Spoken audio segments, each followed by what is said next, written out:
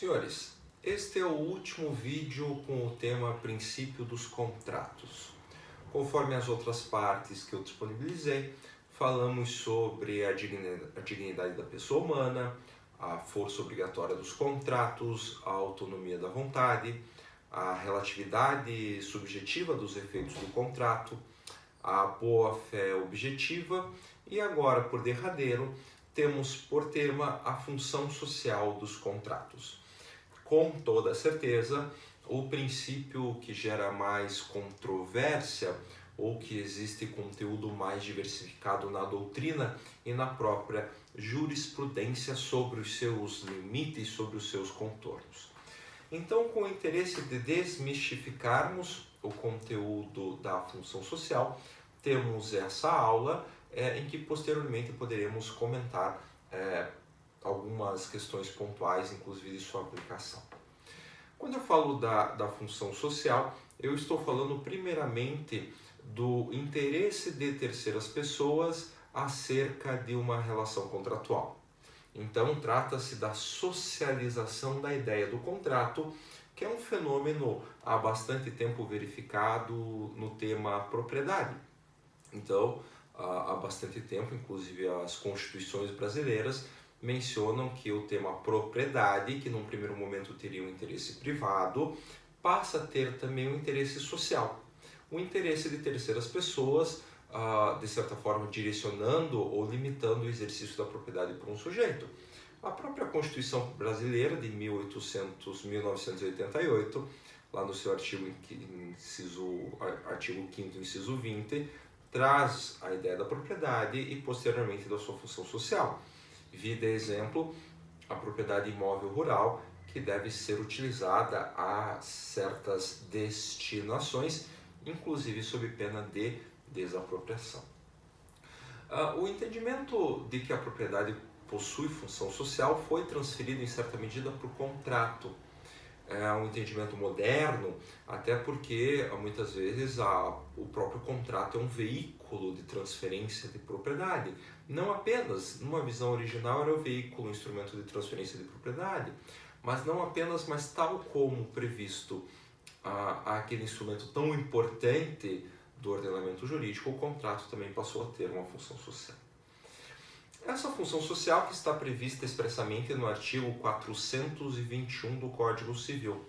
E veja, é um artigo importante de leitura relevante porque ele sofreu uma modificação recente. Em outubro de 2019, o texto modificou-se, tanto se o seu VADIMECUM, o seu Código Civil não está atualizado, ele estará escrito mais ou menos o seguinte, que a liberdade de contratar será exercida em razão e nos limites da função social dos contratos, ou da função social. Essa era a redação original, inclusive, do Código Civil de 2002, que daqui a pouco eu vou voltar aos temas.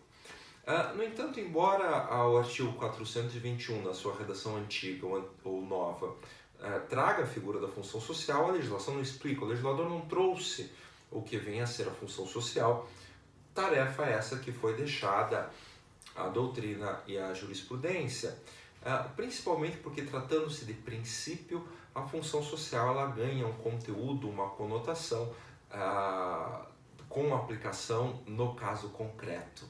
Todos os contratos têm uma função social, mas o seu respaldo, o seu entendimento do seu conteúdo verdadeiro depende da aplicação do caso concreto.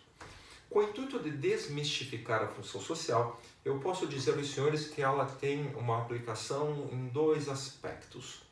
Um aspecto que eu posso chamar de extrínseco da função social e outro aspecto que é o intrínseco. O primeiro extrínseco é a função social no que diz respeito aos efeitos do contrato perante a terceiros. Então, um contrato entre João e Maria, ele poderia produzir efeitos a terceiras pessoas que não João e Maria, e esses efeitos, esses impactos, teriam que ser considerados, seriam uma função social desse contrato. Por sua vez, eu poderia dizer, e há quem entenda, que entre João e Maria, que são os sujeitos contratantes, esse contrato também exerce uma função social. Então, mais do que as obrigações trazidas pelas partes, mais do que os deveres jurídicos anexos, entre João e Maria ou entre quaisquer partes contratantes, o contrato exerceria uma função social a ser observada. Falaremos primeiro desse segundo e, em seguida, mencionarei a função social no seu aspecto extrínseco. Quanto ao ambiente intrínseco, que é a função social interpartes, entende-se que um contrato ele deve observar certas diretrizes, deve realizar certos direitos entre as partes contratantes, porque quando assim o faz, o contrato cumpre sua função social. Em verdade, eu poderia dizer, inclusive, que essa função social interpartes ou intrínseca deve verificar ou advém da observância de 4 segmentos, 4 perspectivas, 4 diretrizes que deveriam ser observadas para que eu tenha, então, a função social intrínseca. A primeira diretriz seria a dignidade da pessoa humana. Então, já trabalhado por nós em outro momento, um contrato que cumpre-se, que observa a dignidade da pessoa humana, por exemplo, quanto ao seu conteúdo, é um contrato que cumpre sua função social. A recíproca ou o inverso também é verdadeiro. Se eu tenho a não observância da dignidade da pessoa humana, cujo conteúdo nós já conversamos, não se observará a função social. O segundo item diz respeito à boa-fé objetiva, também objeto de outra aula nossa. Um contrato que fere a boa-fé objetiva não cumpre a sua função social intrínseca. Por terceiro, também derivado da boa-fé objetiva, a equiparação material, que é aquela situação de disparidade, de assimetria informacional, técnica, econômica entre sujeitos contratantes e que, por conta dessa assimetria, há obrigações excessivamente onerosas. Desse modo, se verificada a assimetria entre dois contratantes e, por isso, obrigações excessivamente onerosas, esse contrato não estaria cumprindo a sua função social. Por quarto e último, cumpre a função social aquele contrato que observa, que efetiva os direitos sociais do artigo 6º da Constituição Federal. Quando você pega o artigo 6º da Constituição Federal, são direitos sociais, por exemplo, a moradia, o lazer, a previdência, a educação e etc. Contratos que efetivem, ou seja, que tornem realidade esses direitos sociais seriam, portanto, contratos que cumprem a função social interpartes. Desse modo que, se há uma violação a esses direitos sociais, estaria se violando também a função social dos contratos. Porém, você observa que nesse aspecto intrínseco, a função social sempre está atrelada a uma outra norma, seja a boa-fé objetiva, ou até a sua própria equiparação material, ou a dignidade da pessoa humana, ou os direitos sociais. Diante disso, é que existe uma crítica de que a função social intrínseca não se sustenta por si só. À medida em que, como eu mencionei aos senhores, eu teria normas, por exemplo, artigo 6º da Constituição, artigo 1º, inciso 3º, artigo 422, que por si só dariam um respaldo jurídico a certas condutas entendidas como adequadas, segundo o nosso ordenamento. Aí a função social intrínseca não teria conteúdo próprio e por si só não existiria, na medida em que, quando depende-se então do conceito de outras normas, outros segmentos do direito, não tem conteúdo próprio e não teria maior relevância jurídica. O que, de certa forma, numa visão crítica eu concordo. Porque, em realidade, aí sim, a função social, a verdadeira função social seria o aspecto extrínseco. O aspecto extrínseco no sentido de que um contrato, além de produzir efeitos aos sujeitos contratantes, João e Maria, também pode produzir efeitos a terceiras pessoas. E esses efeitos a terceiras pessoas é que devem ser considerados para fins, muitas vezes, de impedir-se eventual abusividade, eventual ilegalidade. Sob esse ponto de vista, o próprio ministro Luiz Edson Fachin, em uma de suas obras tratando esse tema, traz uma frase interessante dizendo que quem contrata não contrata mais só com quem contrata. Repito, Quem contrata não contrata só com quem contrata. Ou seja, os interesses de terceiras pessoas têm que ser observados. Quando você visualiza essa leitura sob o ponto de vista da relatividade subjetiva, você há de se recordar, mas professor, o contrato só produz efeitos às partes contratantes, sendo que terceiros não podem ser obrigados. Sim, é verdade. E aqui partimos para a redação original e a nova redação do artigo 421. A redação original dizia que a liberdade de contratar será exercida em razão e nos limites da função social. Essa primeira versão da redação do artigo 421 encontrava grande crítica da doutrina, inclusive nas minhas aulas eu sempre fazia ela, de maneira que esse artigo deveria ser modificado. Veja só, ainda que eu considere efeitos perante terceiros, liberdade de contratar. A liberdade de contratar, como é do seu conhecimento, é a liberalidade do sujeito de realizar o contrato com quem quiser e quando quiser. E se eu verifico que a liberdade de contratar seria exercida em razão da função social, estaria dizendo que quando eu contrato e com quem eu contrato, eu deveria observar a função social. O que não é de todo verdadeiro. O limite, em realidade, o aspecto principiológico, está quanto ao conteúdo do contrato que deve ter uma função social, ou deve observar a função social, não a escolha do sujeito em contratar, e sim o próprio conteúdo. Então, do ponto de vista da redação original, deveria se riscar a liberdade de contratar e deveria se entender, ao contrário, a liberdade contratual, no que diz respeito ao conteúdo do contrato.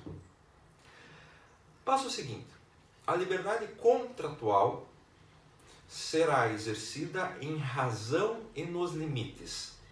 Quando eu falo em razão e nos limites, eu tenho aqui dois aspectos distintos.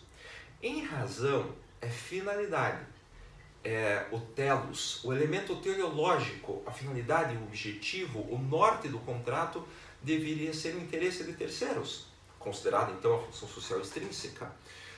Eu fazer o conteúdo do contrato ser realizado em razão com a finalidade de terceiros. Veja, isso não é uma verdade. A grande parte dos contratos realizados vem de interesses privados, de interesses próprios dos sujeitos contratantes, e não necessariamente, ou em regra, um contrato deveria então observar o interesse de terceiras pessoas. Não, então ninguém faz um contrato de compra e venda de um celular por conta de terceiras pessoas, não é esse o entendimento da função social. Mas o outro elemento, o outro aspecto é verdadeiro, nos limites. Não com o elemento teleológico, mas nos limites, significa que a função social, ou seja, o interesse de terceiros, é um limitador da liberdade contratual. Um limitador da liberdade contratual. Ou seja, as partes são livres para estabelecer o conteúdo de um contrato, porém o conteúdo desse contrato encontra limite no interesse de terceiras pessoas, que é a função social. Porém, não significa que o contrato, portanto, deve ser um fomentador do desenvolvimento de terceiras pessoas, não precisa trazer a evolução de terceiras pessoas, porque não é esse elemento teleológico. Porém, quando eu falo que a liberdade contratual deve ser exercida nos limites da função social, significa que o interesse das terceiras pessoas, ou melhor, um contrato não pode ter por objeto algo que venha a prejudicar terceiras pessoas. Não precisa ser um mecanismo de evolução social, mas um contrato não pode ser um mecanismo de involução social que venha prejudicar uma comunidade ou a própria sociedade. Tanto é assim que em outubro de 2019 foi mudada a redação do artigo 421, bem no sentido que acabamos de conversar, ao dizer que a liberdade contratual será exercida nos limites da função social. Retira-se a liberdade de contratar, retira-se em razão, e o conteúdo dos contratos não pode representar uma involução social. É por conta desse raciocínio que seria correto falar de função social naqueles contratos de maior envergadura, de maior repercussão às comunidades. A exemplo de contratos empresariais de grande porte, que de um jeito ou de outro, dada a sua grandeza, posso dizer assim, ou sua repercussão econômica, sua repercussão social, aí sim poderia vir a prejudicar terceiras pessoas. Mas prejudicar em que sentido? Um contrato realizado entre duas pessoas que prejudica o meio ambiente natural, tem uma repercussão negativa, que prejudica o mercado de consumo, direito dos consumidores. Um contrato que venha prejudicar, por exemplo, a liberdade de concorrência. Veja, um contrato de parceria entre dois sujeitos que venha a simular como se fosse um cartel. Esse contrato ele traz um prejuízo à coletividade, ele fere a função social. Aqui só para citar alguns exemplos de tantos que poderíamos dar. Então, nesse sentido, quando você fala de função social, no seu correto aspecto, então no seu correto entendimento, um contrato ele produz efeitos às partes que manifestam vontade a ele, porém o contrato não pode prejudicar terceiras pessoas, não pode ser um mecanismo de evolução social. Na medida em que essas terceiras pessoas, ainda que não participem dessa relação contratual, poderão se voltar contra a produção de efeitos desse contrato com base no artigo 421, com base na função social. Então, estritamente, adequadamente, posso dizer assim, esse é o conteúdo da função social dos contratos. Que isso, de um ponto de vista crítico, e veja que aqui é uma questão de argumentação jurídica, essa função social foi utilizada muitas vezes de maneira equivocada, como se função social fosse, então os contratos têm que redistribuir renda, os contratos têm que ser realizados em razão de terceiras pessoas.